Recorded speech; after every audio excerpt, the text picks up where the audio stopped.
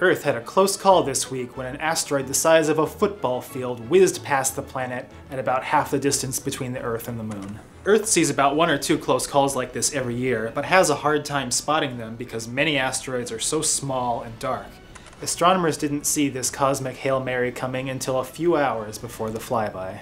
Closer to home, marine biologists discovered a new species of purple octopus, but they're all doomed. The nearly 100 dinner plate-sized octopi were found clinging to a chunk of hardened lava deep underwater near Costa Rica.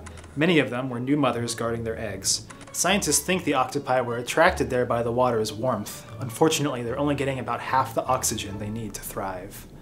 Finally, a medieval man who survived a risky hand amputation has left behind the world's coolest skeleton. Anthropologists working near Verona, Italy uncovered the 6th century man who apparently replaced his missing right hand with a long metal knife buckled to his arm. It's unclear who the man was, but the fact that he survived losing a hand in the pre-antibiotic era suggests he was well taken care of. That's this week's Strange New Snapshot. I'm Brandon Spector with Live Science. Not strange enough for you? Check out more strange new snapshots here or at livescience.com.